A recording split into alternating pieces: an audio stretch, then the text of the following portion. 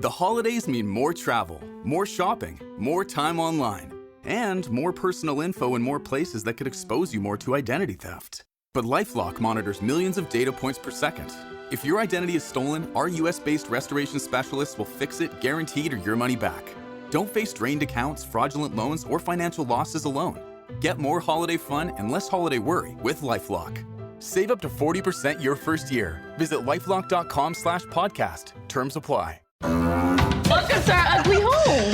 Reddit is back for a historically hideous season. It's our 100th ugly house. This place is mayhem. That is impressive. And if these walls could talk, Do you cry a lot? I do. they'd have a lot to say. What in God's name is this pit? Don't get too close. You know, if you've seen the show, I'm a scaredy cat. Ugliest House in America, season premiere, Wednesday, January 7th at 8 on HGTV. Welcome to 4Kids Flashback.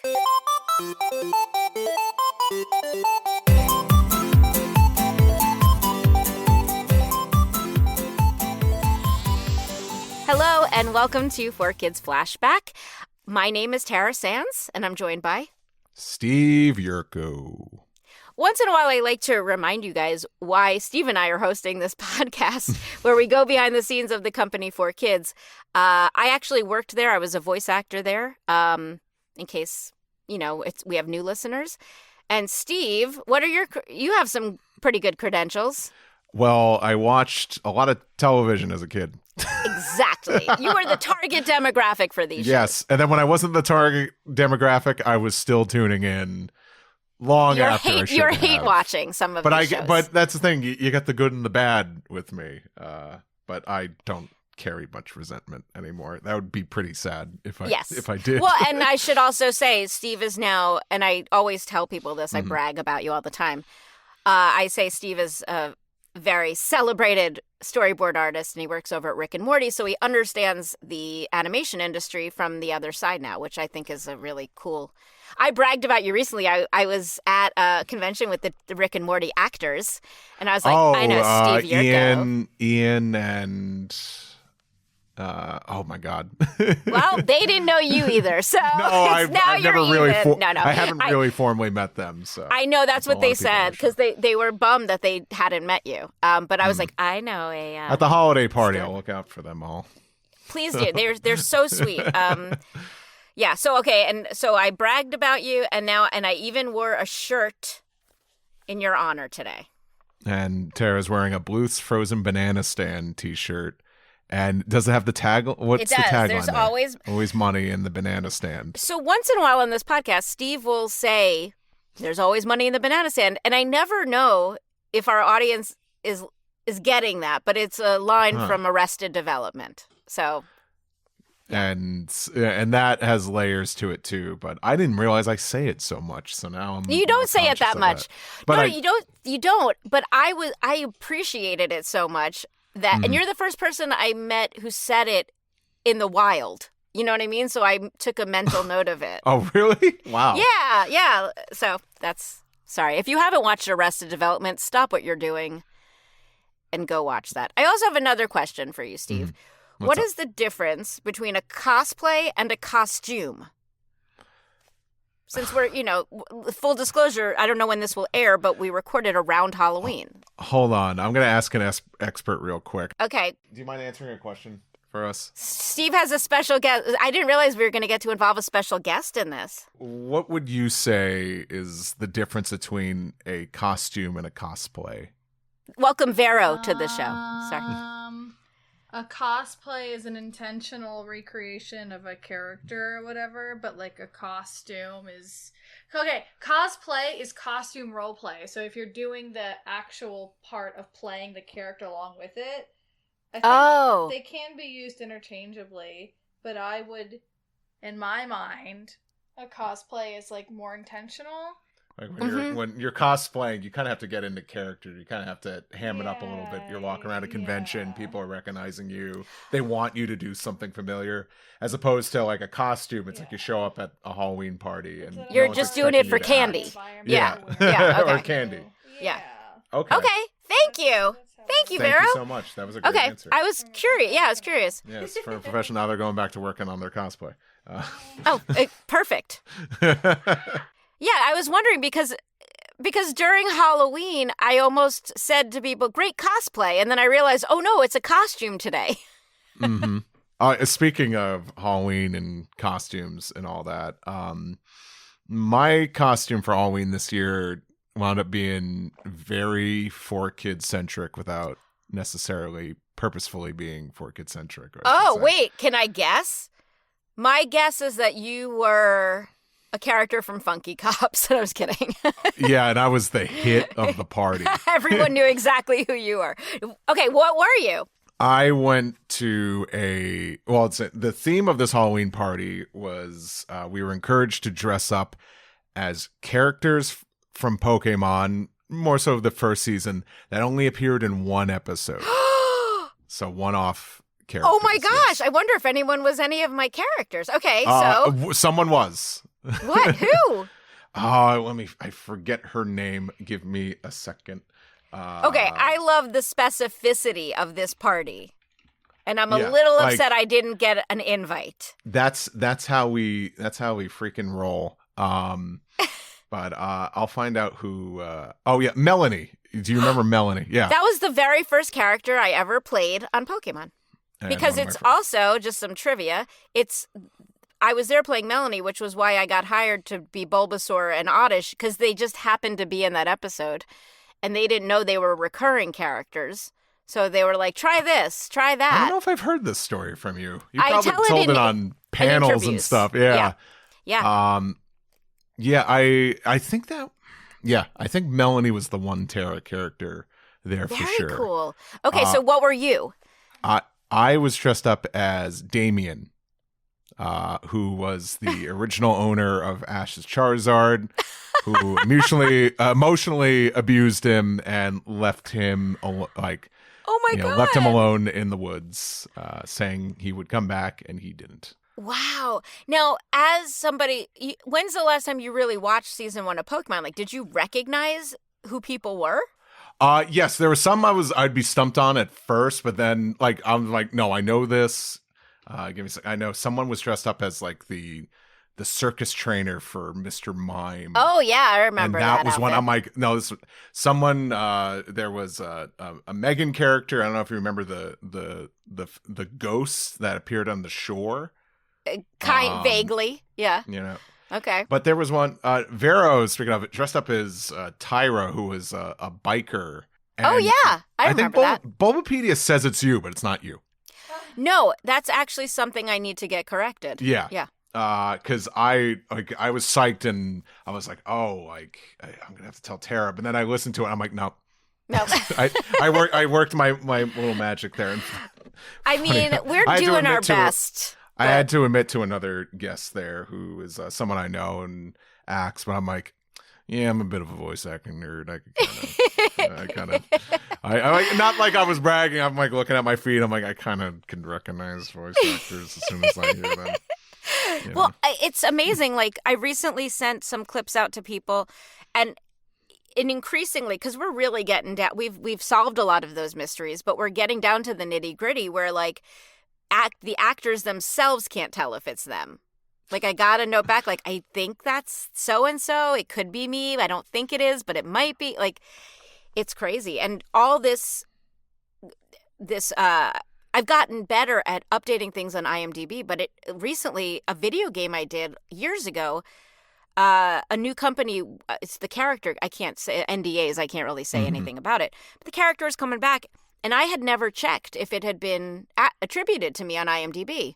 It wasn't. They almost recast it before they figured out that I had played it, and I finally got it updated. But I know sometimes this work updating these things sounds silly, but I would have lost out on a job because it wasn't handled properly. Yeah. So I'm glad that we're trying to set the record straight on a lot of these characters. Can't blame us, and you can't blame us for caring too much. We care maybe too much. We gotta get that work, but no, just a lot of it wasn't as it was a very unconventional kind of like Halloween theme, but Yeah, it is. but we had a good time. I think it was just anytime someone walked in the door, it was just like immediately like, oh, it's you're them, and it was invite me next time. I want to see this nonsense. Yeah, that's really fun. And even just going back and watching some of those episodes just to refamiliarize myself with those characters, it's a lot of fun. It's just I'm right back in late '98 seeing these at like 6:30 in the morning. Oh, yeah, and I think good feeling. Obscure is always the way to go. I always think that's way fun. I guess I'm just like a bit of a, I don't know. I think I'm just too much of a nerd now where it's like, oh, I want to go obscure. So like when people actually do recognize it, it's like, oh, I know you're a real one. Right. Well, I think what it says to me is that you have found the right friends. Like the fact that you have friends that had this party means that you have found your people, and I'm happy that that's a thing. Like I wasn't gonna go to any other parties dressed up as Damien. That's like, no, that because then that would be like, wow, it's like what a pretentious ass. Yeah. But not even. It just is so weird. It's so random. It's like something that like my friends just immediately get, and also I don't like Damien has been like a meme with me and friends for a long time. It's also like a classic Maddie Blaustein performance, so it's just like stuck with us for so many years. Well, that makes me really happy. What the other thing that makes me happy is our guest today. She's in our Zoom waiting room, so we will be right back with someone who I've been trying to book on this show for literally years, Roz Nowicki.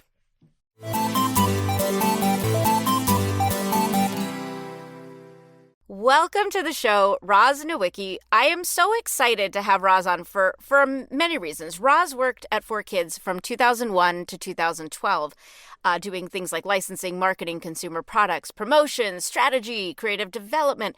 But in addition to that, she's also worked at movie studios and at toy companies. So she has a very well-rounded idea of knowledge about this entire industry. So thank you for being here, Roz.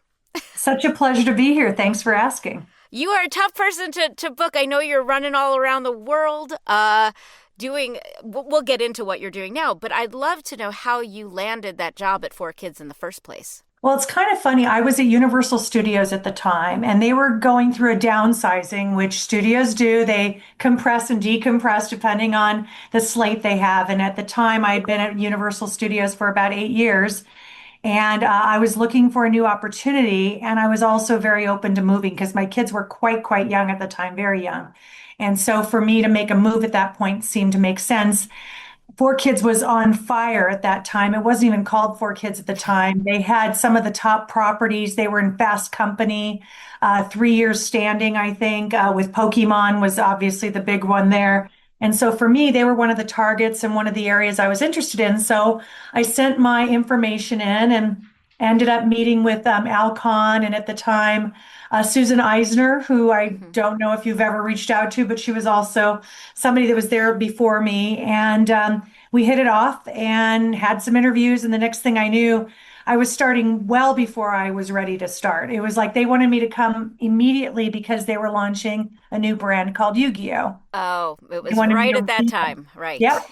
Yeah. So it was super exciting, but I was like, oh my gosh, I'm not ready to move yet. I was like just finishing the other job and I had 2 small children. One was 1 and 3. And Al was like, we have to get you here. We're opening this brand starting. We need somebody to run it. So wow. I got there and then moved later in November of 2001. So did you know anything about anime at this time? Or were you like the rest of us where this was...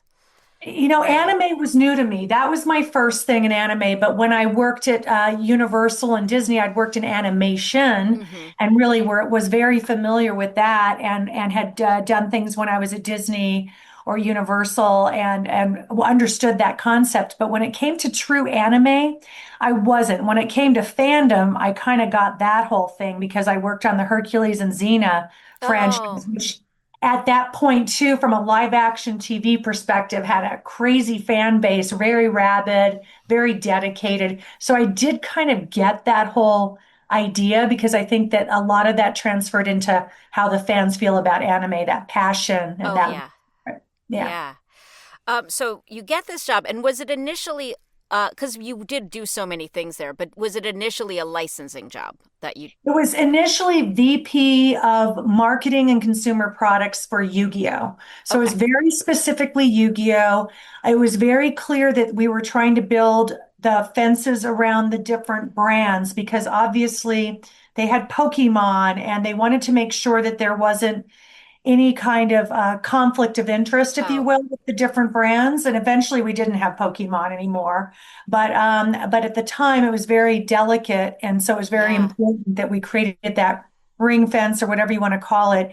So I was very specifically only Yu-Gi-Oh! I didn't go into the Pokemon world and vice versa. Interesting. So I know with Pokemon, one of the big issues was that there was not merch available right away. Toys, because the show hit and toys came later. So were they very careful with you to make sure that this, with a brand manager for Yu-Gi-Oh, like, we got to get the toys in time for the show to hit? Was that a pressure that you felt?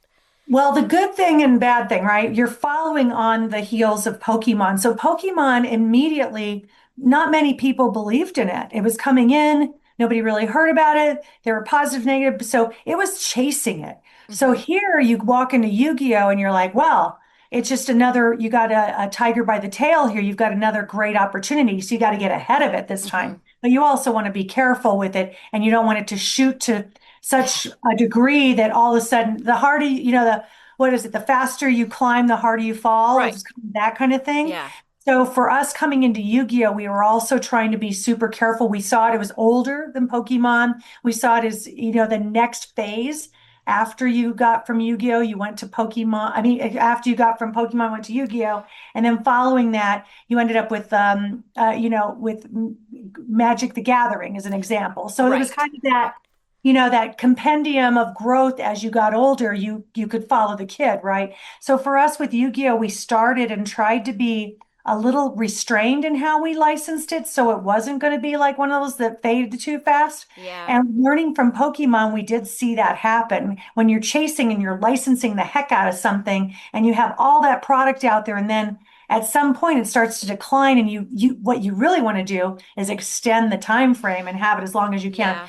So my goal with Yu-Gi-Oh was to definitely license fewer things and really make sure I prolonged the length of time it's in the market, which interestingly enough, I mean, you can see Pokemon kind of came in, went out, and now it's back with a fever. And I think Yu-Gi-Oh probably has that opportunity too, if they can harness that.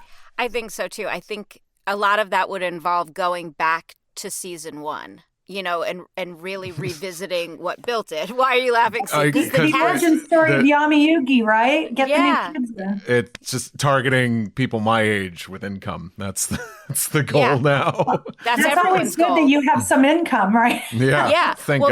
That's nostalgia is so strong, which is, really part of the reason we made this podcast is, and I'm sure you see it in all the you worked on Peanuts, you know what I mean? Like you see how strong this, and it's the animation that we keep coming back to that makes it. Well, there's also a message, right? Because I mean, like Yu-Gi-Oh, it had this boy that didn't have really a lot going on, and then all of a sudden he becomes the king of games and the cards and he's empowered. And I think a lot of people really connected with that feeling. It's like, oh, wow, this is a regular kid and I can be something different if I play these cards. So, sadly, or whatever you want to call it, I mean, the show is kind of a big giant ad for playing those cards too. It really teaches you a lot of really cool strategies and things like that. I just saw something really funny that someone posted about Blue Eyes White Dragon. I mean, it's still a phenomenon. Some world leader was holding a Blue Eyes card. It was a meme. I'm not sure if it was true though. It was the French Prime Minister. Yeah, that's what it was. Holding Blue Eyes White Dragon in front of the Eiffel Tower, and I was like, what? You just don't know anymore what's real and what's not. Right. So, but you think about now, I mean, not to age us, but like you realize, people who grew up watching this are in power now, and like it's a crazy idea to think about. Well, and they're also becoming parents themselves. So here you've got, late 20s, early 30s, and then some. And, you've got grown people I know very well that still play Magic as an example. Sure. and they never got over it. And they've got their own kids and they're going to want to introduce them to it and so on. And, Right. just a generational thing because I think they got I think tactile trading cards are really cool. And I think that, and playing cards and TCGs are so cool for kids to learn. I Mm-hmm. think there's more strategy and more obviously interaction, and that's what we're Yes. lacking these days. So I personally felt really good about pushing something, if you will, that Right. because it felt like something that was actually teaching something. And I know that sounds like I'm drinking the Kool-Aid, but I really did feel that way. No, and I completely agree. And I also like the when I meet kids who have a card collection, Yu-Gi-Oh, Pokemon, whatever it is, they're taught to take care of things in a certain way. And they value this thing. And it's kind of lovely to see. Oh yeah, they have it in the sleeves, and I would even see them on the subway back in New York, and when Yu-Gi-Oh first came out, and I would carry around. I had some really cool. I had a couple Blue Eyes White Dragon. I would carry, But you had and good just stuff. once in a while, just for fun. It was like playing Santa, and I just like hand a kid one, and it was like I had given them $1 million. That's very cool. That was a really fun. It was very empowering for me. It made me feel good. Yeah. Like, okay, I'm doing something that makes these kids. I'm really touching them, and these Yeah. go crazy. They're on their way to school and subway in the morning, playing, playing the game, and it was like, yeah, it was nice. Yeah. So for years I carried around Yu-Gi-Oh cards in my handbag. Yeah.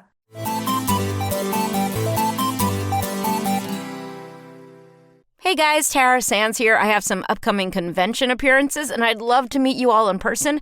January 17th and 18th, Anime Wave in Fresno, California.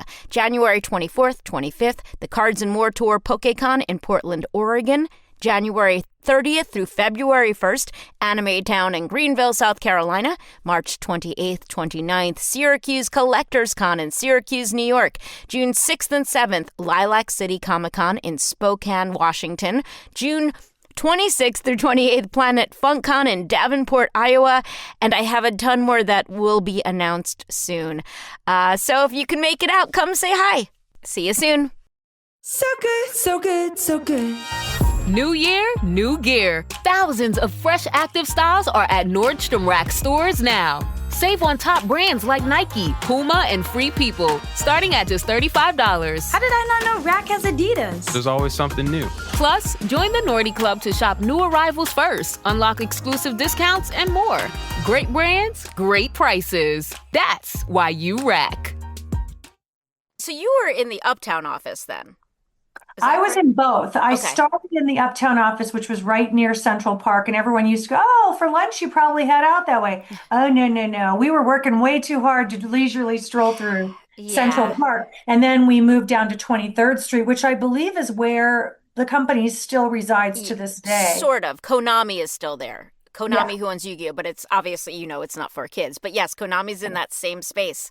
Right. And that was the space I ended up in. But yes, we started in the Uptown office. So I was there 2001 when when I took the job. I actually was flying back and forth until I moved, and it was around the time of September 11th, right? Right, of course. So that weekend I had come home on a Sunday night, and it happened on a Tuesday. And I remember Al calling me a couple weeks later. I mean, it was just, everyone was shell shocked. It was crazy a time, as you you probably don't even remember. You guys are younger. No, I was already working at 4Kids. Yeah. Oh, okay. Yeah. Okay. So Yeah. you do, you look a lot younger then. Oh, no, it's just I have good lights in here. Okay, good. Yeah, no, But, 'cause- and it was so on I remember Yu-Gi-Oh. Al calling me 2 weeks into it because I hadn't flown back because obviously there wasn't, there was all that stuff going on. He goes, "Are you still going to move here? Are you frightened of this?" I go, "Al, that could have happened anywhere. If that's enough to scare me away from moving to New York, then Right. it's not." Right. So, I finally moved my whole family, and we moved in November, which just took a while to sell houses and Right, of another course. one and that kind of stuff. But that I just remember that vividly because we were still at the Uptown office at that. Yeah.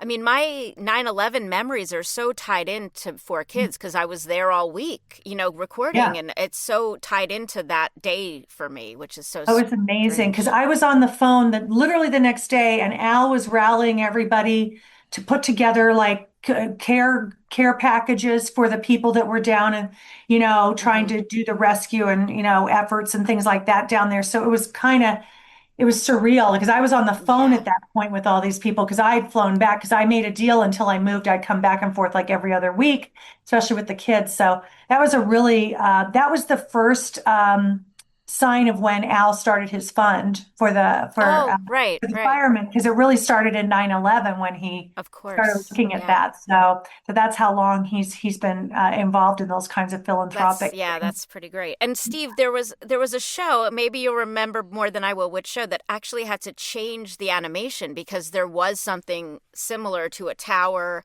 and it was airing like the next week. It might have even been Yu-Gi-Oh. For Yu-Gi-Oh?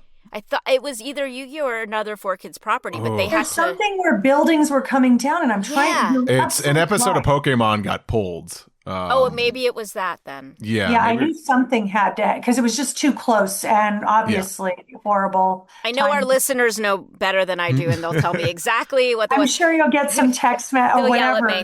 Yeah. So back to Yu-Gi-Oh, and this is your first job there, and someone we interviewed actually referred to Yu-Gi-Oh as Pokemon 90210.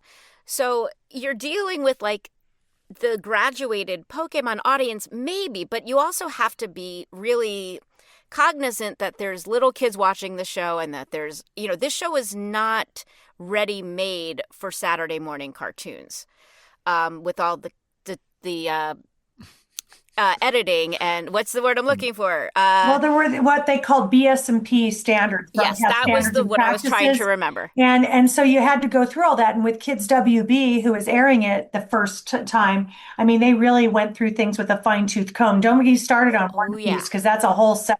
We will. We should talk about that. That was we will. And I'm sure that when you interviewed I think Norman was on here, he would be able to really wax poetic on all that. But yes. I mean, but for Yu-Gi-Oh, I think it was a little bit less. Obviously, there were a few sensitive things, but overall, it was pretty clean in the senses. There wasn't a lot of physical contact, and there wasn't any kind of. I think the thing that they edited most was they tried to make it so it looked global. So some of the signage and things like that was in Japanese lettering and things, they changed that. I would argue now that that's not such a big deal because I think people love that. But I think at the time you're introducing anime, I think it was so important to make it feel global, one world, if you will. Mm-hmm.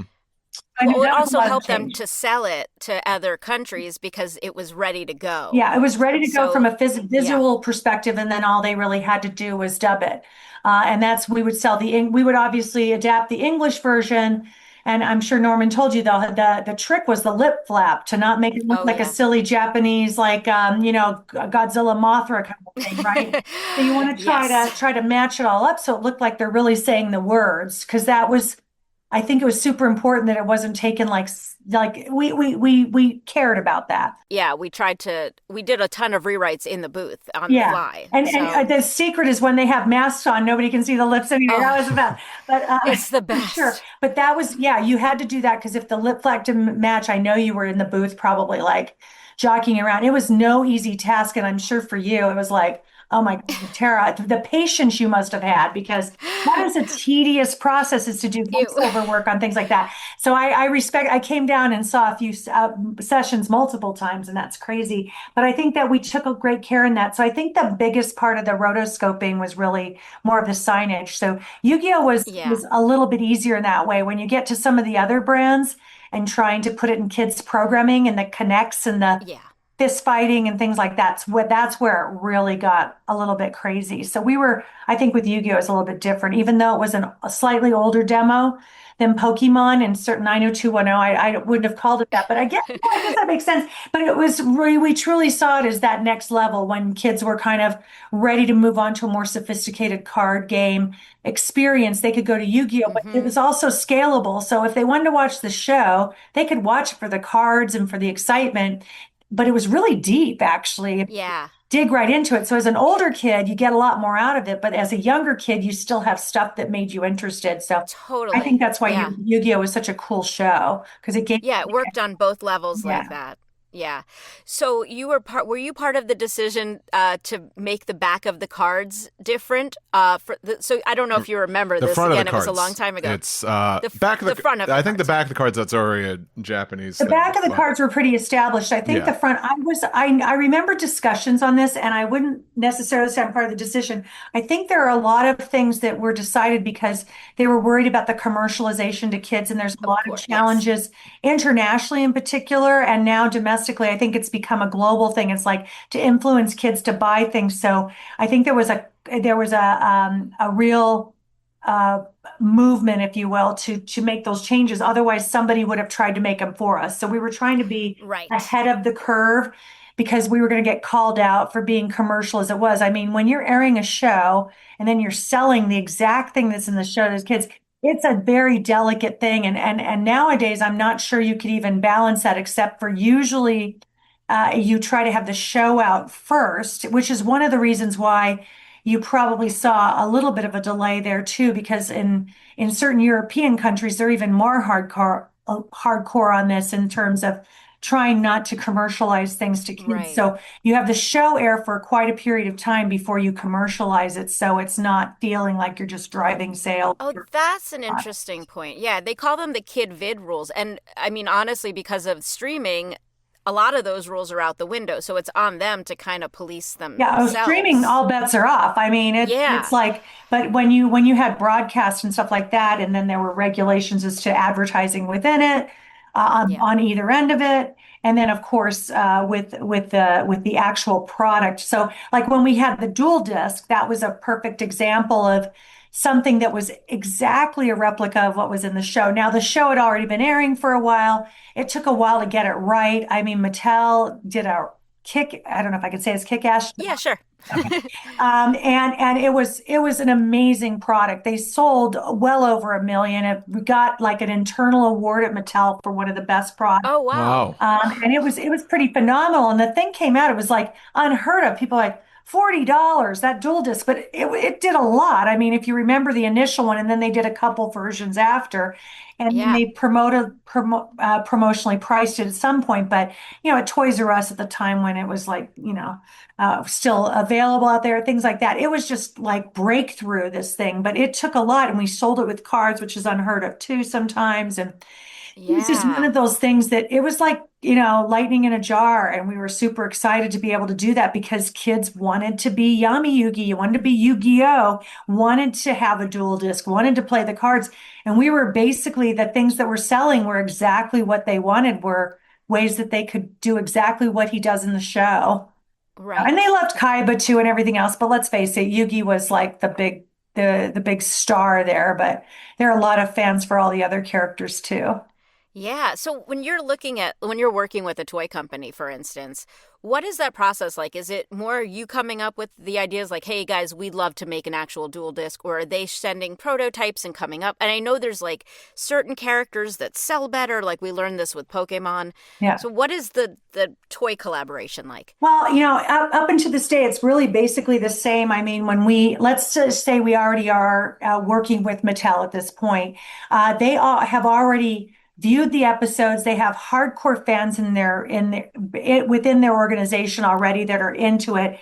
We already give them. We would do this thing called a picket fence matrix. I don't know if you've heard of it, but it basically, each episode showed you how the frequency of the characters that are in it. So you kind of knew what kids were seeing on a regular basis. So you kind of got an idea from that. So when you're just launching something, you don't know who's going to hit, but you always know the star is the star. And we always knew Yu-Gi-Oh and Yugi was going to be the one thing. Joey was going to be cool. Everyone liked his little New Yorkie kind of thing going on, and then Kaiba. In fact, it's crazy that I'm still remembering some of this 20 years. I'm impressed. I'm shocked actually. But and so we kind of saw the frequency, and then we kind of got an idea of kind of getting a vibe for what people were saying online and stuff.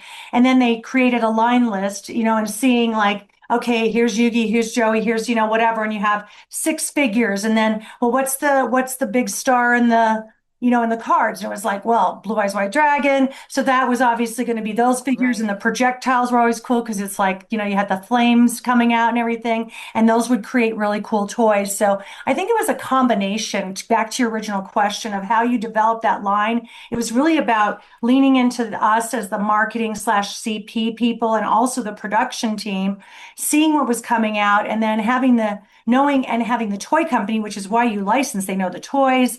They come to you with, this is what's selling. Yeah, we need projectiles. We need this, we need that. And so I recall it as a very, very collaborative effort. And of course, at the time, Takahashi Sensei was still with us, and he was also giving ideas. So we got a lot of ideas from TV Tokyo and everything else, because they already had the line there. So there were some things in Japan already going with that. But there was a lot of feedback. The approval process was sometimes cumbersome, being honest with you. But at the end of the day, we got to the best products. But it was about creating the most authentic possible quality products. But sometimes what was wanted and what was achieved were two different things from a pricing perspective and everything else. But I think we always tried to get as close as we could to what everybody really thought was the best possible product. But it was very collaborative. And Mattel was amazing. They were total fanboys. And I say that because they were all guys on that team. Well, no, there were a couple of girls now, I think I remember. So fan people. And it was a really cool time, because anime hadn't hit really yet in terms of, now it's a part of everyday life. Back then it was a trend, right? So it was like, okay, anime is kind of new, kind of fresh, and everyone's kind of leaning into it. But it really, Dragon Ball come out around the same time, really. And that's the one that's had the mainstay. So I think that was an exciting time because it was newness and it was exciting. Yeah. Right.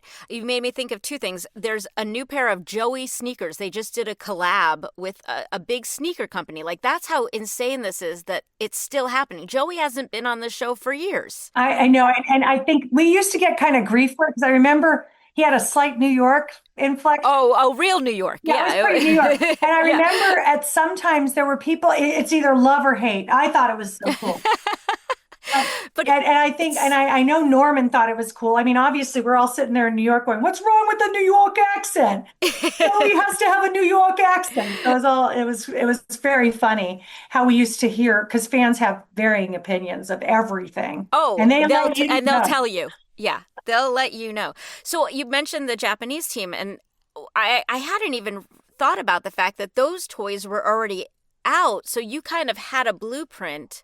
A little for what bit. worked. It wasn't as much as you'd think, but it wasn't as many toys as you would think, but it was at least something. But it wasn't the breadth of the toy line that our friends at Mattel had envisioned. I mean, this became, several years of just nonstop sales and development and new lines, and like 3 and 4 different deliveries in a season of different chaser goods and things, because people really wanted to collect it. They wanted to have, and it was one of the first times, I think, people talk about, I don't know if you've heard the word lately, kidult. It's kind of a thing now. People are talking about is like kids that are adults that are buying toys because they want to collect them. Well, Steve. Is that you, Steve? You're one of them? And okay. I have them in mine too. I got a Bulbasaur. And that's like a thing now, and it's become a high growth category. And people, kids, they're compressing, so they're getting younger. I mean, they're buying fewer toys because there's less time for you to do it.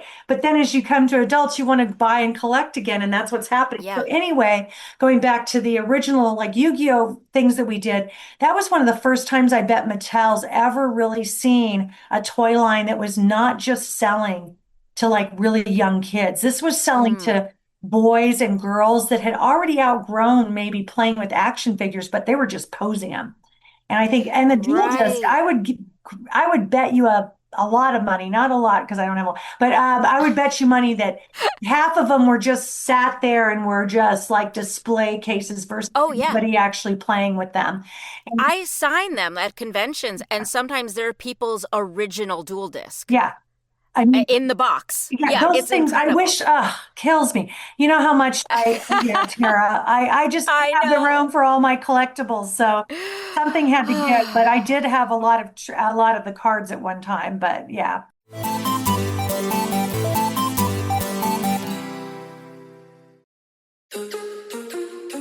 Hi, it's Ashley and Jess with Wellness Reality Check. We are two health practitioners, moms, and best friends trying to navigate the world of holistic health in a balanced, productive way that brings health to our lives instead of dogmatic extremes. We'll be breaking down health trends, interviewing your favorite health influencers, and always keeping it real. We hope this podcast brings listeners back down to earth, providing a dose of reality in the often idealized world of health and wellness. Wellness Reality Check. Follow the show now on Apple Podcasts, Spotify, or at wellnessrealitycheck.com. Well, I always complain because you guys were hoarding all the good stuff uptown, and we never saw any of it. And then we moved downtown, but I don't know what happened there. But that closet of swag, we never had access, and I'm so jealous. I feel bad for that now. I cannot undo that, but I can apologize. I can whine about it, but yeah. But we were keeping a bunch around. Honestly, we sent out so many to like influencers at the time wasn't even a thing. Not really. We sent them to like the ads and things like that for PR and things. But yeah. Sorry, we hoarded those. I'll. No, it's really okay. I didn't even know there was an uptown office. Like we were so out of the. Yeah, I think that once we came down there, I felt a lot more because I'd come down there a lot to try to just, when I visited with Norman or some of the other guys that were down there, Lloyd, Sam Murakami, who was down there. You probably know all these guys. Still there. Sam Murakami is still there to this very day. A lot of them are still there. Yeah, it's crazy. And it was nice when I'd go down there. I felt like it was another world. And there was something more relaxing about it. I mean, the intensity of the uptown office and the boardroom kind of the stuff.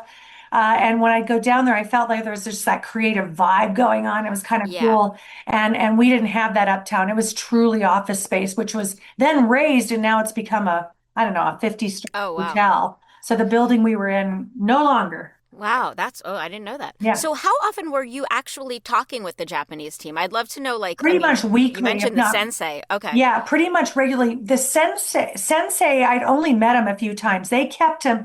Think of this. This is like me trying to talk to Bono, right? I'm not, I may know you too. I may even license them, but I wasn't going to talk to the team. He was really kept and he worked so hard. I mean, he was producing new manga every week. So he was pretty much, at his desk creating constantly. So they didn't want him distracted from any of this. So the team at Shueisha, the team at TV Tokyo, the team at Asatsu, which were the tri-party owners, if you will, they really kept him. They kept him to a funnel of just what they provided to him. So we didn't have a lot of access to him. And when he came out a few times and visited, or we all went out and we partied and things, he was amazing. And he loved to get out because I think he was working so much at that time. But I didn't interact with him so much as like the whole team, like the Asatsu people, TV Tokyo, and the Shueisha people were very much regularly a part of this and managing the process of all the approvals, the marketing plans. I would be in Japan every other month, generally with Al, sometimes not, and just presenting everything. Oh wow! Them, so when you say presenting, like you're saying, put all the product. Are you bringing tons of product suitcases? Oh, no. Actually, we would get those all approved separately, visually. Okay. We would send things back and forth. So it wasn't as much of a showcase, so to speak. But it was like I'd sometimes bring the Mattel team in. So they would meet and they would like sit down and these sessions where they bring a sculpt in just to get it approved it was speedier to bring it there. Because back then you didn't have as many of the great 3D ways that you can look at things now. It had to be physical. Yeah. So much of those like very expensive, first production, not even production, just first sculpts, they're like worth $10,000. So you'd hand carry those.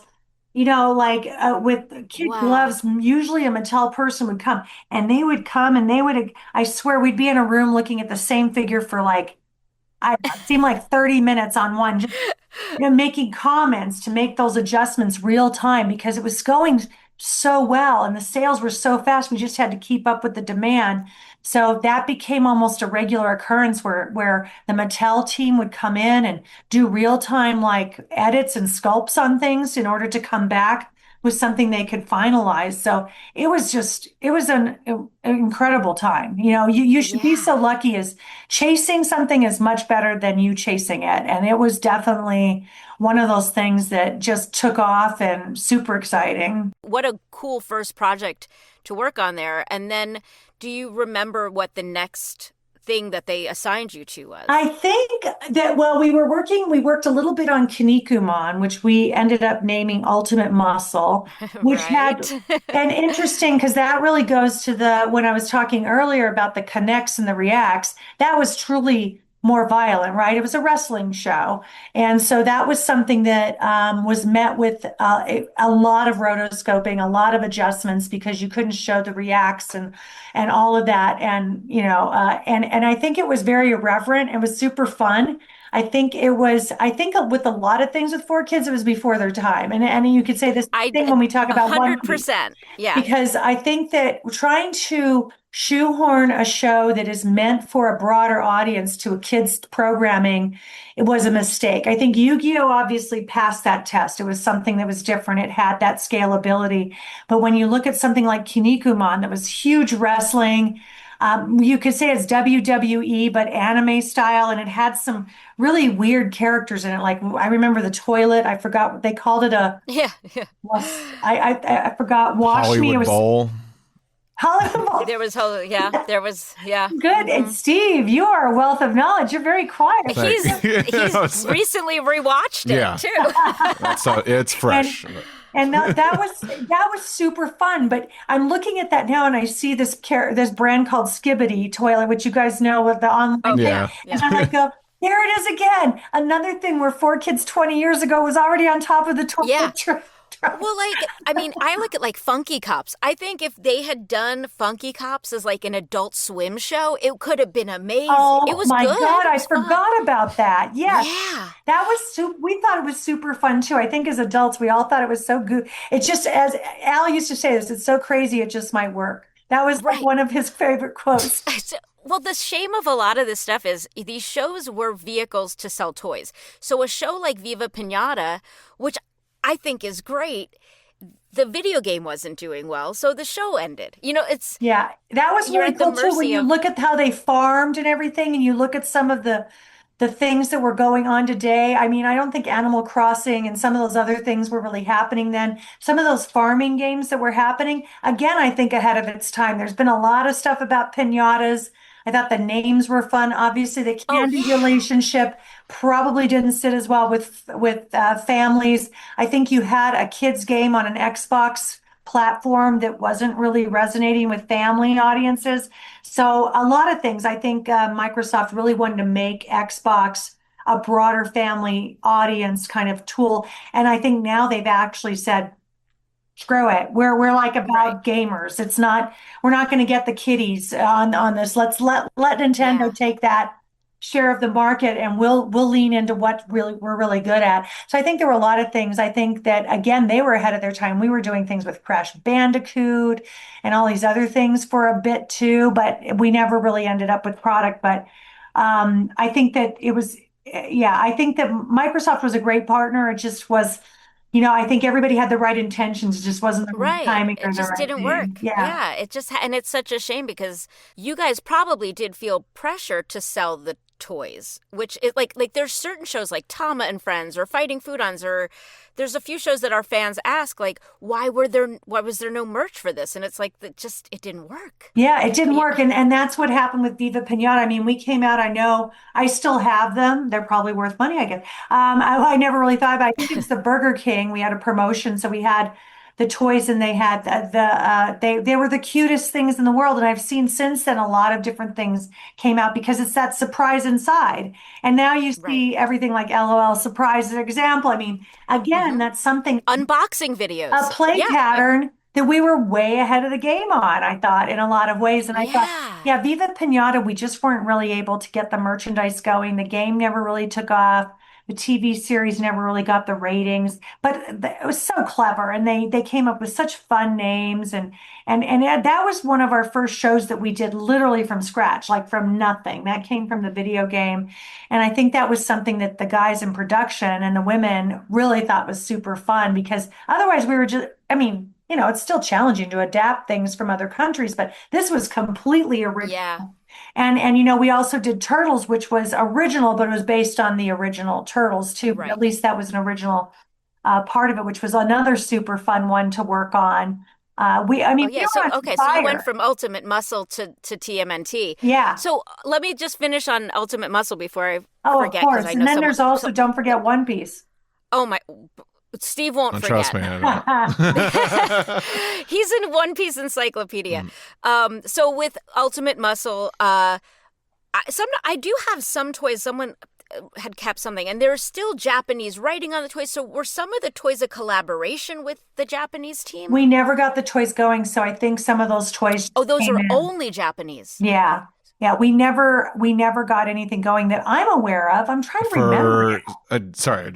For Ultimate Muscle? Muscle. No, there were toys. Yeah. There were toys. Okay, well, Toys what in there. were there? We did it. Who was the licensee then? I can't remember. I think that was Bandai. Might have Oh, been that's Bandai. why. Yeah. Oh, Bandai was the licensee in Japan, so that's probably okay.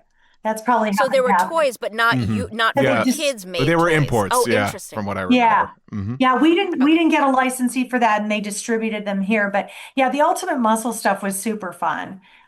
We all really liked it. Al loved that show. It was crazy, and all the characters were nuts. But Dick again- Van Dyke was on that show. Yeah, that was Norman named that. He was very proud of that. Yeah, he was. There were a few names there that we all had to chuckle and go, I don't know how this is going to get past BS&P standards, but give it a whirl. Let's see what happens. It's We were airing crazy it on what- Fox yeah. Kids, right? And that was our little block, but we still had to go through Fox for the standards. So, they would halt a lot of things. I'm surprised some of those names ever made it through.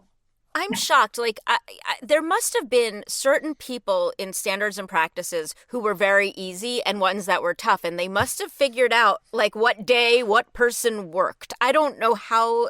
Yeah, they were all pretty tough. I mean, and maybe it got more stringent as we went. I don't know, but I wasn't involved in I was like downstream on that, so I would hear a little bits and pieces here and there, and I know there were a few that would look at it, but yeah, I think that a lot of them, I think they were like, well, how is this going to play? Like, could I say like that name could mean a lot of things? So can we get away with it? So who knows? Maybe few people thought they could slide, and they certainly did on a couple of them. That's crazy. Okay, let's talk about One Piece. For sure. Let's just go there. We have to start. So, Norman said something to us like he never saw One Piece before they acquired it, and I wonder who that team was that was making those decisions. We have not figured out who at the company was deciding that. Al was very much the driver on that, and he would go to Japan and see these things. And obviously, who's going to question him? He brought back Pokemon. There were people at the time who were like, oh, I don't know, bringing something over. Who knows it's going to work? And obviously, it was a gold mine, literally, for him. Yeah. And I think that he saw it available. He knew it was going so well there. But I think that he made that commitment, and it could have been a few other people too. But I know Al was really looking at and saying, if it's that hot here, we got to have it here. And there really wasn't a place like Crunchyroll. Maybe it could have gone to Adult Swim. I don't even know if that was a thing then. It wasn't. I don't think not yet, maybe. So here you're looking at a show, and from a layman's perspective, you look at it and go, okay, well, you got to take out the cigarette. You got to take out the beer. Okay, he's got a knife thing, and blah blah blah. There's a few slices, blood, and then the knife and the sword. Okay, and I think the thinking is that it's so hot. If we can make it kid friendly, it should do really well. The thought wasn't, wow, if we remove all that, then it loses everything that it is. And I think so. The intentions were very honorable and fair. And I think that Al and a few of the other people, I think that were always in Japan looking at these things, all they saw was that it's the number one show on television. I think it was TV Tokyo at the time. And so how could it not work? And we were on fire, right? We had brought in all these things. I mean, obviously, a couple little weird things. Fighting foodons didn't exactly work. I don't even know where that was in the timeline. My star turn. That was my only main role. Which I was food fighting were you? foodons. I was the kid. Oh. And I watched that show just disappear. Yeah. Yeah, that was another one that was fun because I've seen other shows that were food products that are in Asia and they do very well there. So it also is a taste level, right? I mean, I think people had a more of an appetite. It aired in I think with you. Appetite. I see what you did there. Oh my God. I didn't, but you did. But no, it's just different taste levels. Yeah. Puns intended in between the two cultures. It Absolutely truly is. And I think there's just more like their reverent kind of humor sometimes loses us, but they get it all day long over in Japan and they love that stuff. But I think with One Piece, it was just doing so well and it was so, Monkey D. Luffy and he stretches and the whole mythology of it and how cool it was. And we all got wrapped up and it was super cool. And we're like all these characters and then obviously trying to rename some of them. We had some that were pretty long, Roland Olazol. I can't remember all these things, but but the violence was what tripped up, Norman. And I do remember that he was like, this is a lot. I mean, you think about just the cost associated with changing it, and all the rotoscoping. It wasn't just like taking out a sign that was specific to Japan, like we had to do maybe in Yu-Gi-Oh. Right. It was like everything that connects. The fist, the sword, the cigarette had to become a lollipop. I mean, the beer had to look like a soda. I mean, it was just, I don't think anybody realized that when you stripped all that away, what you had was just nothing really special. And then here, obviously, fast forward to the amazing show that they debuted on Netflix. And I watched it and I went, that's how it always, I mean, if you weren't going to do the animation exactly like it was, not rotoscoping any of that out, of course, dubbing it, I get it. And I think and you can see it on Crunchyroll unedited like that. And that's the way it should be. But I think we just took it, we were just so on fire. I think everybody got wrapped up in it. And we did see a quality piece that we wanted to, somehow maximize, but it just was the wrong time. It was the wrong format. I mean, putting it on Fox Kids was the wrong thing. Again, though, ahead of its time. So you can fault a lot of people, but boy, again, that was like what, 20 years. When did we? I guess 20, it was just 21 years ago. Yeah. So, but when I watched the show, it was so funny because I was like, I got to see this show to see how it looks. And because I couldn't imagine live action because there's just so many exaggerated things and it was so good. And they did such a great job on it. And I thought, damn, that would have been cool if we could have pulled that off. But we were on Fox Kids. We weren't anywhere else.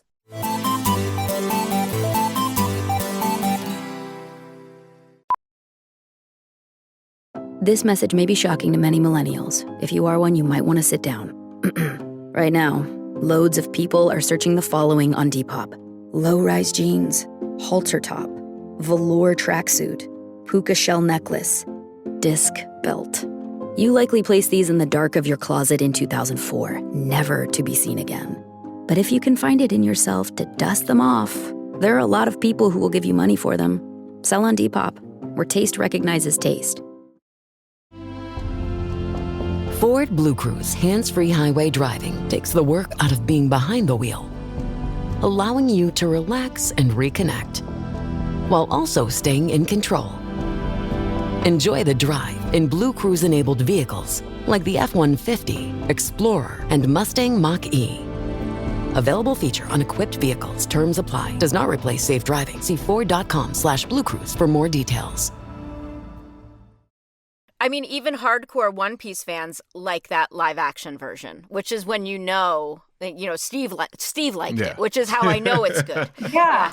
I mean, they just killed it. And you can tell, too, I think with any of those adaptations, to really embrace the fans and whether they hire some hardcore fans or not, it's the only way. Because if you just have a bunch of people looking at that, oh, I like what it looks like, but they don't get it. I mean, they must have brought in people because there is no way they could have pulled that off to be such a fan favorite without embracing the fans themselves. And same with Turtles.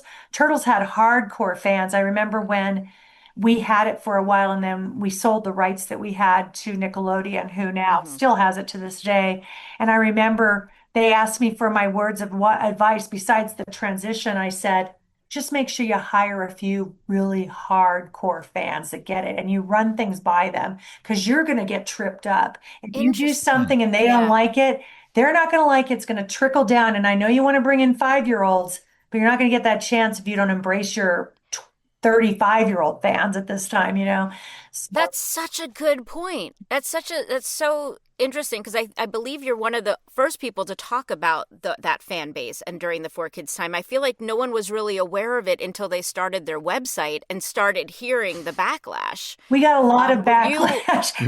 Were you? Was on, you know, the adaptation, the voices, whatever. And we took a lot of heat for that. I know. You know, Norman felt particularly, I think, personalized by it because I think they were doing such a good job. And I saw the work that went into it. I know you did, Kara, when you were down there. I mean, it was no easy task to adapt these things. So when you weren't exactly true to it and you had to do things for the broadcast standards, as an example, we didn't get credit for that. It was kind of like, you guys blew it. You should have never done this, blah, blah, blah. Right. Well, we were trying to bring this beautiful anime show to you. Within limits. It just didn't work. So don't blame us. We were doing a best. Because, I always say, like, you know, it introduced a lot of people to certain shows that then later they were able to see the full version of. You know, it gave them a taste. It was a gateway anime for people. Completely. Yeah. And then that was like the first anime. And then it kind of died a little bit. Oh, anime. And now in 2025, it's like anime is a part of life. Mm-hmm. It's insane. The people that didn't even know the word anime know anime now, you know? And it's a whole different thing now because it was just a trend and now it's a genre that's like there. It's like, the box office has proven it. And it's unbelievable. Then you get into things and you know you may or may not have an opinion on it, but you look at Demon Hunters and you're like, holy. And then you get K-pop involved in this whole thing and you get this embracing of all things Asian because they look different and they have a different story or they take things to a different level. And I think it's so great now, the globalization of everything has created a lot of competitive but a lot of newness. And so I think it makes everybody try harder, right? It's like, oh, wow, what do we do now? We've got K-pop Demon Hunters. What can we do? Because that's the big competition for 2026, right? Oh, gosh, now we got to beat that one. And you know, last year was like we were worried about Bluey. Right. Australia. Bluey, it's every kid at Halloween was dressed as, I mean, I think also what's interesting about that movie is that there were no big celebrities in it. No. And you wonder too if that's we're hoping that that's a trend now. We're like, okay, we just need a good movie and a good story.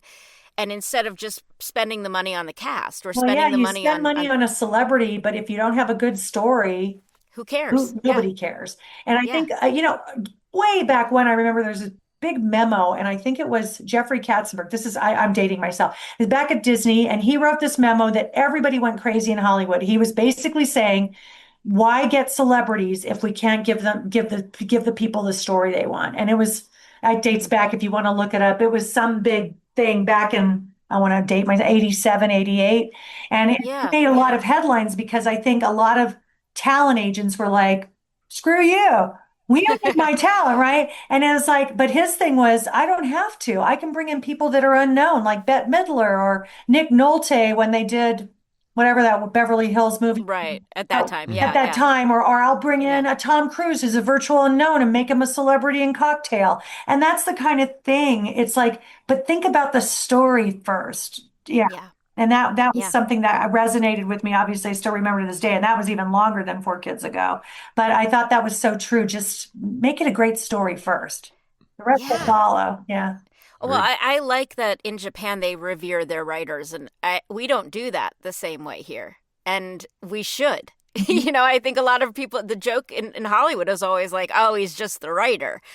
But you look at the way the sensei was treated and you're like, okay, well, maybe we'd have even better content if we revered writers in that way. Yeah, no, he was definitely that big celebrity. And I remember, you know, he literally was the rock star. Literally. I mean, to everybody there. Yeah.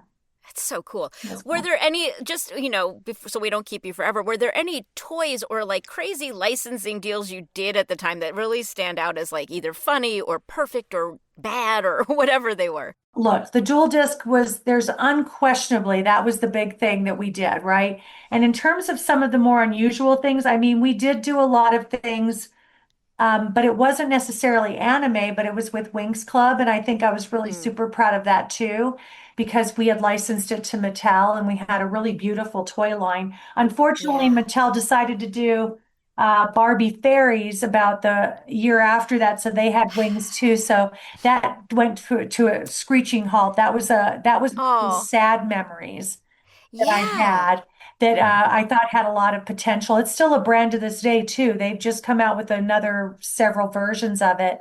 And I'm trying to think of some of the other things that we did. I mean, Teenage Mutant Ninja Turtles had so many cool things, whether it was the role play items, the figures. My favorite thing, and I don't even know if we weren't the original ones, but we did a reasonable new version of it with Playmates toys. It was the van with a pizza thrower. So it had a projectile that had the foam pizzas, and I had it on my desk. And I thought it was so much fun because if someone came in and I just felt like being haha funny, I would flick. They were literally little spongy like pizzas at people.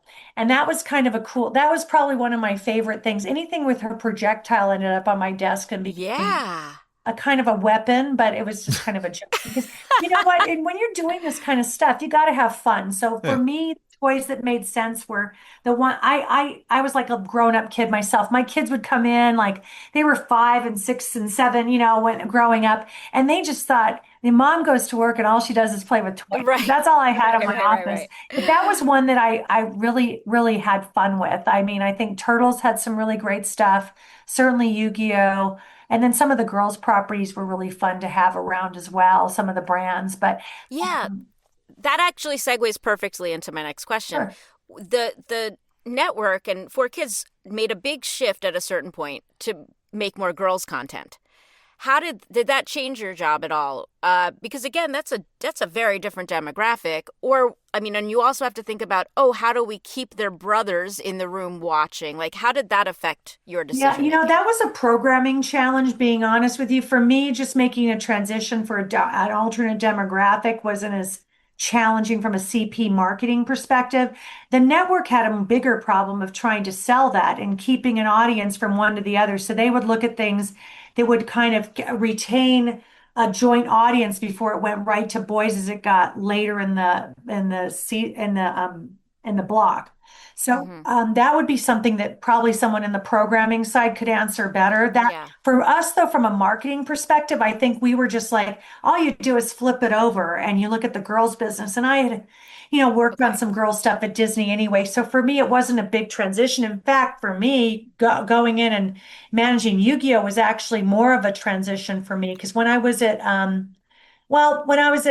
Universal, I worked on Jurassic Park and things like that, but I also worked on some other girl brands. So I'd always worked on two different gender kind of projects. So I never really thought of it as flipping, into a different headset. I think it's a marketer's headset, and you just look at your demographics, study what it is you want to accomplish, and understand your audience, and just try to lean into that. So it was a similar process we went through in developing a strategy. Okay. Yeah. So speaking of marketing, 4Kids did a lot of interesting, like, live marketing things. Like they would take, people dressed as Ninja Turtles, or we've heard about some crazy stunt things. Were you part of that marketing stuff? A little bit, yeah. I mean, the first things you probably heard about the whole Pokemon Volkswagens that were touring around the United States. So I wasn't there then. I can't take credit, but genius nonetheless. I want to point that out.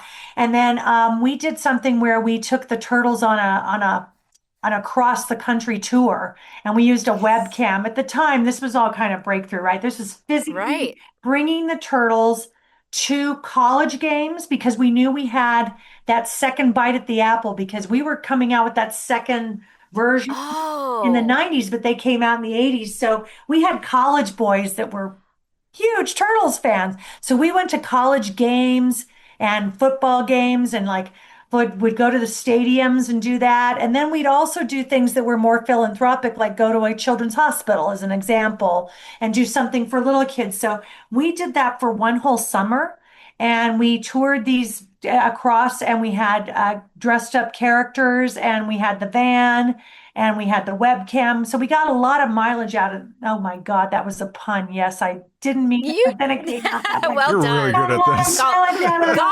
Golf clap. Yeah. So that was super fun. And that was definitely fan engagement, which nowadays you call it like, location-based experiences, which is really what we were doing there, coming to the fans, letting them immerse themselves in our brands, trying to do things with theme parks. At the time, we had done a big deal for Turtles with theme parks right before the acquisition of the brand by Nickelodeon, and that deal went sideways. But at the time, we were trying to build a roller coaster, so it was going to be something that was really super cool. People could immerse themselves in the Turtles, and that was like breakthrough. Nowadays, companies like the one I'm with or other companies, they lean into that all day long with location-based experiences is like a buzzword, buzzword. Right. You do that as a regular part of your cookie cutter strategies. But back then, these were all kind of breakthrough things. And we were super excited about whether it was just doing costume character experiences where they show up at a retail store and kids can actually see them and interact with them. Those were all very special, and they're still to this day, those are some of the most amazing experiences for kids because they get to see their characters live and in person, whether they go to FAO Schwarz in New York or at the time it was the Toys R Us kind of stuff. So those are the kinds of things that we used to do, and we did that with a few of the characters, but mainly Turtles. We did it with Yu-Gi-Oh. Yu-Gi-Oh was a little bit harder to accomplish a costume character. Yeah, it just is. It was. You almost want to do the creature, like even with Pokemon, it's easier to do the creatures than it is the humans. Yeah, because the Pikachu character, the costume is hilarious. It's the cutest little brown thing you ever saw, right? Cute. But if you're just Ash, okay, that's cool, but it's not the same. Yeah. Yeah. Before I forget, you were part of a division of 4Kids that we really haven't touched on here called Foresight. Yeah. Can you explain to people what that was and what they did? 100%. Yeah. Foresight was created because 4Kids in and of itself said it was kids. And we had a couple brands that weren't, and we had a few people, but the licensing opportunities to represent brands that said, you're just kids. And so I remember we were all sitting around a table going, shoot, we need to kind of figure out a way that we're not just for kids because we want to broaden ourselves from that. We were representing the American Kennel Club, which obviously not just for kids. I think we took on cat fanciers long after that. But the thing that really was the start of it, we had developed a relationship with Microsoft. And Microsoft had the Xbox, and we really wanted to represent Xbox because we thought and we were right. There are a lot of great opportunities to license just Xbox as a brand. So Microsoft, true to their, very hardcore about their brand, go, we're not going to let a company called 4Kids license Xbox. But that was really the impetus for us going, okay, let's put our heads together and figure out how we can still use 4. And there were a lot of different 4s that came out, but Foresight came out like the one that seemed to be the most relevant for us from a licensing perspective. It's like we had foresight, we were forward thinking, and it wasn't just kids. So that's kind of how it all started. It was really Microsoft was the one that kind of pushed us to figure out a new name to represent them. That makes sense because they had always had Kennel Club. I feel like there was a few brands like that they had always had, so I never really understood why they needed, but to make this new offshoot. Right, and then we split it all in there, right? Yeah. And then you mentioned something like, I think we had the dog and things like that. I think we ended up keeping that under we might have moved that too. So we're trying to move things that were all family, truly not just for kids, out of there. So it truly showed that we were a balanced company and not just for kids. Yeah. And that was the whole idea of it. And were you there until the very last day? Not quite. I mean, it was a really sad wind down, right? We had gone through a legal battle, which, is an unfortunate turn of events that happened. We won and it was in our favor, winning is not always what it's cracked up to be because we've gone through an entire over a year of litigation. It damaged our brand. the business had declined. I was there laying off people, That's trying to so keep tough. them as we could. Yeah.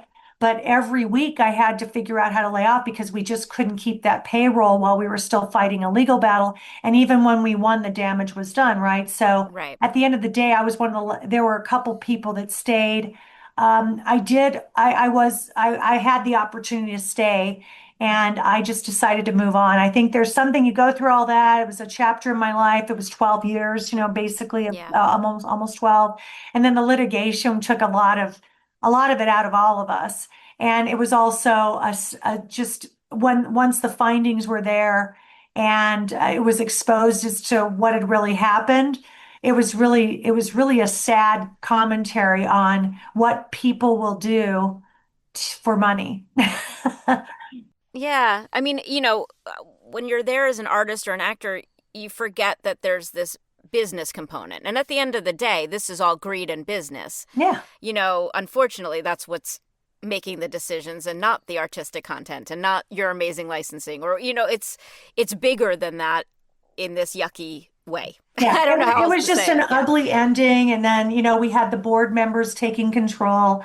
Al was gone at that point. It was just not the same, right? And then they Yeah. wanted to just keep Yu-Gi-Oh going, which obviously they've done very well. Konami acquired that piece of it, while Saban at the time acquired the rights to air the programming, which they did literally almost to the day of when they promised they would, and then they stopped airing it. So Right. and so for me, it was the opportunity to stay, but running that brand. So it's kind of like after running all the brands and going through all the craziness, to go back and just run that one brand and kind of do that just really wasn't something I wanted to do. So I declined to continue, but I still have a warm place in my heart. But it was amazing. It was crazy. I always used to say that before I even knew The Office existed, I used to say, if we all had head cams and we put them on a band, we put them on a helmet cam and we all came into our meetings, people wouldn't believe it because we were running at the speed of light. I mean, trying to catch all these things, and just this level of success we had with so many things. But then there was also the days when you're like, oh man, that was a big failure.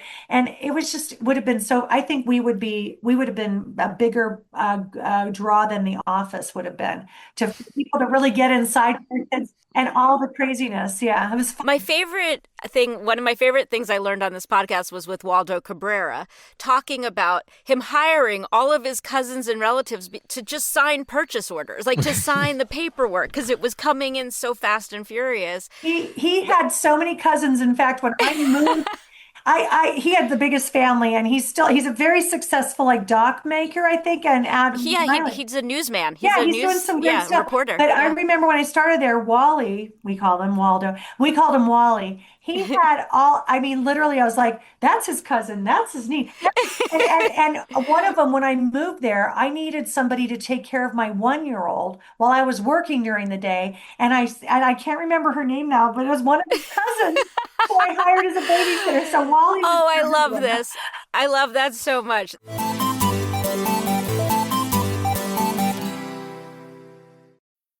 This episode is brought to you by Jack Daniels. Jack Daniels and music are made for each other. They share a rhythm in the craft of making something timeless, while being a part of legendary nights. From backyard jams to sold-out arenas, there's a song in every toast. Please drink responsibly. Responsibility.org. Jack Daniels and Old No. 7 are registered trademarks. Tennessee whiskey, 40% alcohol by volume. Jack Daniel Distillery, Lynchburg, Tennessee. This episode is brought to you by Dead Man's Wire, the new film from Roquet Entertainment. Dead Man's Wire is the incredible true story of the 1977 kidnapping that turned an aspiring entrepreneur into an outlaw folk hero. Directed by legendary filmmaker Gus Van Sant, Dead Man's Wire stars Bill Skarsgård, Dacre Montgomery, Carrie Elways, and Myha'la, with Coleman Domingo and Al Pacino. In select theaters January 9th, everywhere January 16th. Before we let you go, can you just tell us, brag a little about some of the stuff you've done since working at 4Kids? I couldn't possibly go through everything. You've done so many cool things. Oh, it's been such a ride, I mean, once I left 4Kids and I went to 20th Century Fox. And so I was there for a period of time and, obviously working on Simpsons. So again, animation, Ice Age. but also some live action things like Avatar, and that was super cool too. Oh, wow. And then I was there for a little over 3 years, I guess, and then I ended up at Peanuts, and I was running that franchise for a while. And I'm a lifelong Peanuts fan, so it's always very dangerous when you're working with something you love, because I loved it so much. I still have products out the wazoo. Good. But you believe in hiring fans, so. I know, I do. And I truthfully, when I left there, I took a position at Mattel, and I was recruited away, and that was the hardest job I ever had to leave, being honest, and I didn't have to leave it. I guess I wanted to try something new. And honestly, what I really figured out was, by my Mattel situation, I love Mattel. Obviously, they created the dual disc, which we already talked about, but it's also a huge company. It's harder to make an impact in a big, giant company and being that cog in the wheel. I guess I thought of it coming in, but I didn't think it would be that way. And so I was there for a few years. And I think that what was really appealing to me was doing something smaller. So I did a lot of advising. Did some served on a couple boards, and then I ended up here at where I am right now, which is Miraculous Corp, which is Miraculous Ladybug, which is a beautiful animated series out of France. Done completely out of Paris, which is unusual. And it's a beautiful brand, been around 10 years, and I'm leading all the global consumer products for it. And I'm making, hopefully, a bigger impact. You're doing a great job. Company. It's my friend actually plays Miraculous, so I sit next to her at conventions all the time. And I mean, just the artwork from that show, the fan base for that show is so intense. It's so wonderful. It's great. And so I love the fans. And we were just at Comic-Con, and I think it was your friend that might have been on the panel. Christina. And yes, Christina. Probably. Yeah. She is the most delightful, sweetest thing. And the fans went crazy for her, when she goes into her ladybug voice. And a couple of things, and the crowd were in like one of those rooms at Comic-Con, 2,000 people, which I remember walking in there going, oh my gosh, are we going to fill it? And by the time I turned around about 5 minutes into it, and the whole room was filled, and there were people standing, and they love her, and they love voice talent. And and I know she's on a couple other series, but I know that's killing it. But it's again it's about the fans, and it's super fun that we have that. So I'm enjoying it. Our company's dedicated to just Miraculous Ladybug, because the idea is that it's going to be a jumping off point, much like the Marvel Universe, for young women superheroes. That's what we want to create, that kind of universe, but in a female empowerment sense. So that was another thing that drew me to it.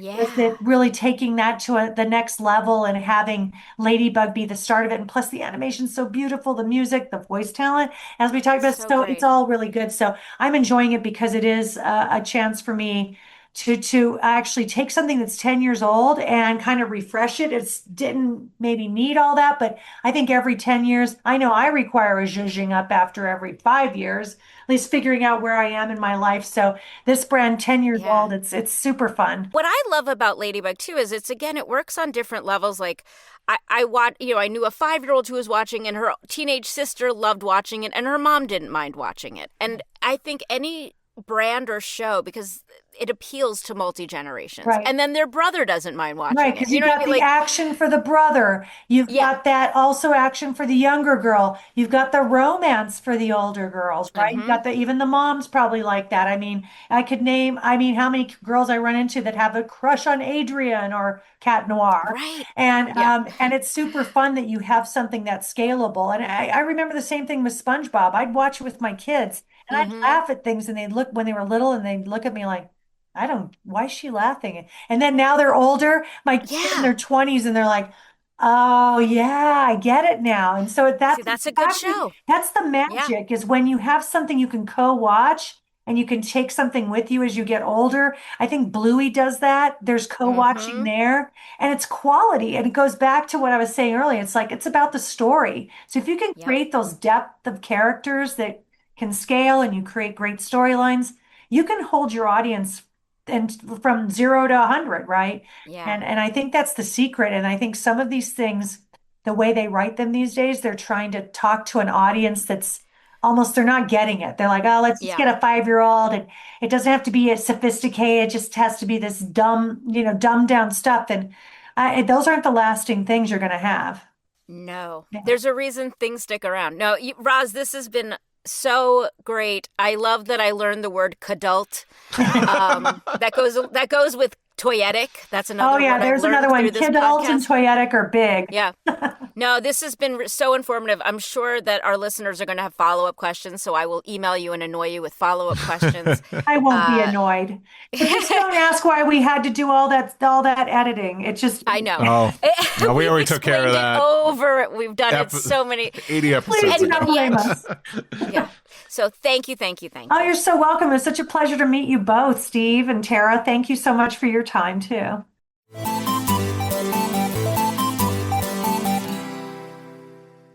That was Roz Nowicki, who taught us some new words. She was fantastic. It was very, very clever with their words too. I just got to tip my hat to that. I don't collect as much as you do, but I would consider myself a cadult. Do you consider yourself a cadult? I think of myself as a man child, but I think cadult sounds better. Cadult does sound a little more, I don't know, respectable. It's so funny that she had so much to say about the Mattel dual disc, because I remember just like wanting that, like not necessarily the Mattel version, but I was like, yeah, I wish you could play the game like that so bad. So like when Mattel did do that, I'm not surprised at all that it was a huge success. Well, and that they're still making them, right? Like I mean, I see new ones all the time. Yeah, I mean, they make. I'm sure they make some for kids. I'm sure they make like super duper replicas for adults like me that will spend the money on it. So well, what's so funny to me is like a lot of. I mean, that's obviously people walk around with that on their wrists all day and they get tired. But what's even more exhausting is the ones that carry the Kaiba suitcase. That's so heavy. I'm like, how are you walking around a convention? And they're like, yeah, I didn't think about that. So, I mean, it's a weird component of all this. Like, I love that she talked about the fan bases going into their process thinking about that. I don't know that they always did that. And I really appreciate that she sees that. One thing hire a fan. Yeah. Yeah. And one thing I didn't get to ask either, and I'm sure because I feel like some fans might ask this, and who knows, maybe it would have been a dead end, but I always thought like, it's like, was there any property when they couldn't license any,